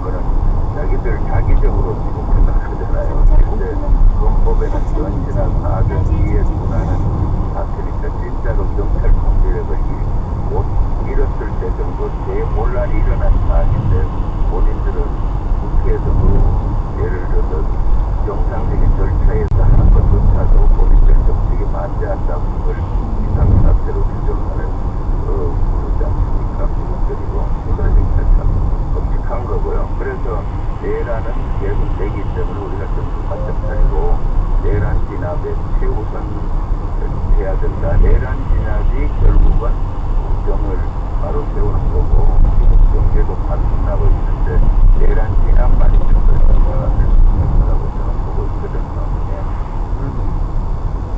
권한대행한테 저는 권한대행한테 꼭 만약에 사드 기지가 우리가 이런 제보를 받지 않을 때 터졌거나 청구원을 터졌거나 대공원에 동시에 터졌으면 그런 거 선포했을 것 같다는 생각을 저는 한 총리 말을 듣고 비상사태가 아니냐 이 문장을 왜 넣습니까 자기가 안 그래도 개헌 때문에 자기가 부산에 가 있는데 그래서 어떤 설마도 그 배제하고 모든 가능성 자유로 분석 의심이 해야 될 것 같아요. 네, 그렇습니다. 지금은 사소한 징후라든가 사소한 정보도 그때 눈을 부릅뜨고 확인을 해야만이 내란을 진압하고 국가 안위를 지킬 수가 있거든요. 네. 저는 왜 언론이 한덕수 대행이 비상사태라는 단어를 말한 걸 적응하지 않는 거예요. 비상사태라는 말을 했어요, 어제. 진짜 벌써 지금 어떤 일이 비상사태 빨리 타령해서 출국할 것 같은데 막아야 되고 어쨌든 지금 현재 기준으로 블랙 두 팀 알려진 두 팀은 복귀한지 아닌지 모르겠고 확인되지 않고 있고 그리고 나머지 블랙이 더 있을 수도 있다. 네.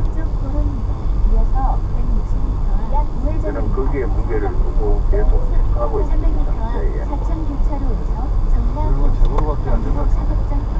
네, 그래서 지금 사실은 빨리 그것을 1차적인 진압이 되려면은 윤석열이 빨리 체포되고 한덕수도 이제는 한국이니까 오늘 탄핵되는 순간에 바로 체포해서 수사가 돼야 된다고 봐요. 내란 두 개들이 그대로 감옥에 없이 버젓이 밖에 있는 한 이런 잔존 세력들이 계속 발효할 수밖에 없거든요. 네. 그리고 한덕수 대행이 점점 물심스러운 게 비상사태라는 말을 정말 왜 합니까 지금? 사실 현재 재판관 비상사태 내란으로 인해서 얼마나 불안합니까? 저녁 밤잠을 못 주무시는 분들도 많고요. 불안해서 군용차 한두 대만 지나가도 네네 그렇습니다. 저 비상사태란 말을 계속 언론이 물고 들어줘야 되는데 안 물고 들어요. 네. 원한 행사를 자제하고 정말 꼬아서 한 거래요. 비상사태가 벌어지지 않으면 자제해야 된다. 속으로 말하면 비상사태 의원 보대제하고 다 자제하는 분위기였는데 자꾸 이제 네, 목소리를 내기 시작하는 것 같아요. 그런 것보다. 네. 그러니까 걱정이죠. 거의 밝혀지고 있으니까 그대로 체포해서 수사해야 된다고 봐요. 그리고 그다음에 네. 말씀이 아니니까 제가 공동체가 중요한 사람인데 나라 망하게 생겼어요. 이러다가 진짜. 그런데 오늘 여기까지 하고요. 네네. 요 숨어있는 그 공작들 돌아오지 않고 있는 블랙들 그분들 진짜 괴로울 텐데 그 존재를 알려드리겠습니다. 네. 감사합니다.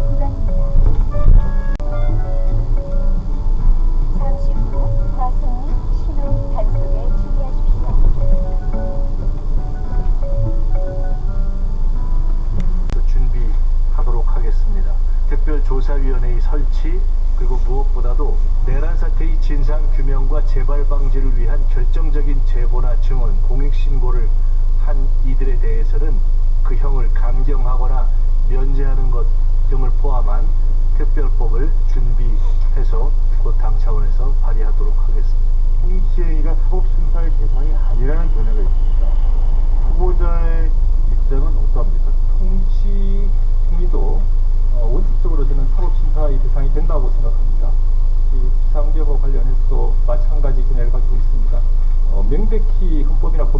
일관된 행위, 통치민의 형식을 빌고 있다 하더라도 사법수사의 대상이 되고, 내란적인 경우는 특히 국헌 문란의 목적이 있으면 사법수사의 대상이 된다. 이렇게 뭐 도식적으로 말씀을 드릴 수 있겠습니다. 최근에 대통령은 그 내란죄의 대상이 아니다, 뭐 이렇게 얘기하는 사람이 있어요. 그러니까 내란죄 성립 요건에 대통령인지 여부를 묻고 있습니까? 규정에도 없고 저는 그 의견에는 동의하기 어렵습니다. 우리나라가 민주공화정인데 왕정도 아니고 뭐 대통령이라고 해서 내란죄 기초가 안 된다고 할 수 있겠습니다.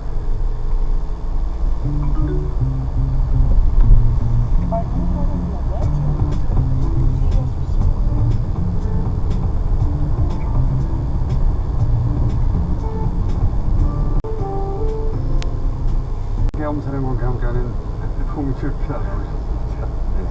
이거 모르시는 분들은 또 한번 얘기할게요. 공직주자 계엄사령관과 함께 쉴 때 부인이 통장은 들어와야지. 10시 가면 좌회전입니다. 그거에 대해서 본인은 너무 당연한 거 아니냐고, 그게 왜 웃기냐고 뭐 자꾸 그런 얘기 하는데, 근데 저도 그때 당시에는 사실은 그 얘기를 듣고 되게 심각하게 생각을 했어요. 그때 상황이 엄중하잖아요. 아니, 저는 농담할 수 있는 분위기가 아니기 때문에. 저는 사실 해드리지 않습니다. 그때 좀 하시라도 밀고 들어올 수 있었습니다. 그러면 나는 남은 시간이 같이 500m 앞 사이 뭘 할까 중에 한 가지 딱 그게 10시 있었어요. 가면 좌회전입니다. 당장 내가 지금 쓸 수 있는 돈을 다 가족한테 넘겨야 되겠다. 그래서 경우에 모델이 전두환 모델이 아니고요, 5.16 모델입니다. 박정희 모델이고, 뭐 애초에는 그 국민들 통행금지도 있었다고 하잖아요. 전두환 시절에 그 내려진 계엄의 포고령에는 통행금지가 없습니다. 그냥 한 거예요, 그 통행금지를. 10시 가면 좌회전입니다. 포고령에 그 통행금지가 포함된 건 1961년 5.16 군사반란 때 그 포고령에 통행금지가 있었고, 거기 실제로 뭐가 있었냐면 금융자산 동결 포고령이 있어요. 돈이 있어도 못 뺍니다. 그렇게 됩니다. 그렇죠. 그러니까 은행을 통제한다는 것은, 그러니까 지금 얘들이 생각하는 그 포고령이나 전체적인 그 계엄의 모델을 보면 전두환 게 아니고 박정희입니다. 근데 심지어 5.16 때는 어떤 상태였냐면, 제가 어떤 분이 칼럼을 보니까 커피 먹지 말라고, 외국도. 왜냐면 그냥 해석하기에 얘는 그냥 북한이랑 뭐 그냥 간첩이야, 끝나는 거죠. 술을 패고 일단 말 안 들으면 술을 패서 진술을 받거나 안 되겠으니까 죽여버리는 거니까. 실질적으로 그때 그런 일이 있었다는 거예요. 근데 저는 이거는 제가 제보가 아니라 그냥 더 풀리지 않는 경우도 여전히 많이 있잖아요. 그 중에 한국은행은 아까도 얘기했지만 제 추론인데, 제일 처음 계엄 해제된 다음날부터 생각한 게 돈을 어떻게 해결하려고 했지 생각했었거든요. 이 우비들을 동원했으면 돈으로 다 되거나 아니면 자리를 보상해야 되는데, 그리고 그 외에도 많은 돈이 들 거 아닙니까? 그때 전두환 그 박정희 돈이 그렇게 있었다 근거가 있어서 박정희 선거에 돈이 있었고 일부를 박근혜 딸한테 주고 아주 일부를 준 거죠. 가져갔다고. 남은 자기가 쓴 건데. 그리고 전두환 손자 그런 얘기 있잖아요. 집에 저 한가득 그 다른 돈이 있다. 그러니까 돈이 필요해요, 그들에게. 근데 이제 돈을 상납받을 수도 있지만 더 근본적으로는 그 도폐공사를 장악하고, 그다음에 한국은행에서 전산에 1년 번호 등록하는 거 장악해버리면 그냥 가져가면 되잖아요. 근데 뭐 정확한 해봐야 되겠지만, 실질적으로 모든 금융 거래가 정지되고 연결된 전례가 있잖아요, 예전에. 근데 자기들이 다 컨트롤하는 거거든요. 그런 모델도 다 연구했을 거라고 시간이 길었습니다. 자, 그래서 돈 빨리 또 계좌에 넣자. 그건 인출하려고 하고 인출 시도를 하려는 거예요. 제가 보냈으면 인출을 사실은 현금으로 주고 있어야지 당연히. 상행이 되면 한국도 그렇지만 우리나라 돈이 휴지가 되죠. 네, 정말로 만약에 그 일이 지속됐다면, 예를 들면 좀 우리가 편의점 가가지고 음료수 하나 사려고 해도 한 2,000원 하던 게 지금 2만 원, 20만 원이 될 수도 있어요. 그렇죠. 외국에서 그런 일이 있었습니다. 우리 돈이 가치가 없어져요. 그럼 휴지 조각이 되기 때문에 다 달러로, 아니 한국에서 금으로. 계엄이 났는데 누가 거래를 합니까? 정상적인. 다 쫄딱 망했을 거예요, 우리 진짜. 아직도 계엄 찬양하는 저자들은 진짜 그 얘기 그만하고, 자, 우리 공적 기자가 일반적으로 접근하지 못하는 취재원들이 많이 접근하시는데 계엄과 관련해서 최근에 접근한 새로운 뉴스가 좀 있습니다. 예, 그러니까 기사로 쓰기에는 좀 부족하고, 기사로 쓰려면 이제 사실은 제 입장에서는 정확한 그 취재원이 아주 믿을만한 취재원이기 때문에 본인의 신상만 좀 해주면 좋은데 절대 안 된다 그러고, 이분들 이제 욕심이 생긴 거예요. 왜냐면 위에가 다 비었잖아요. 다 지금 체포되고 막 그래가지고. 그러니까 조용히 찾았어요. 군인들 입장에서는 그 사람들은 그냥 가만히 있으면 그 자기 자리 되거든요. 그런 것 같아요. 지금 말이 좀 달라져가지고 욕심이 생기는 거고. 근데 그럼에도 불구하고 그러면 제가 이제 들었던 이야기 좀 풀어보죠. 이런 거는 뭐 여러 가지가 있는데 풀 수 있는 방법 앞으로 노상원이 아까 정보 사령부 반대했는데 노상원이다라고 얘기했는데 실제로 그게 사살 바다로 던지거나 이런 건데, 그런 모델, 그 노상원이 그냥 자기 생각을 적었다고 주장을 하는 모양인데, 지금 그런 모델이, 그런 공작이 2015년 말에 있었어요. 실제로 노상원이 정보사령관을 할 때 그런 비슷한 공작을 했습니다. 그래요? 어떤 내용입니까? 그때 공작명까지는 얘기를 안 해주고, 일단 저거 띄워주세요 화면에. 공작명까지 얘기 안 해주고 북한 응징 공작이라고만 저한테 얘기했어요. 응징 공작. 왜 응징을 했어야 되냐고 물어봤더니, 그때 목함지뢰 사건, 우리 그 하사관들이 그 DMZ에서 목함지뢰가 터져가지고 다리가 잘리잖아요.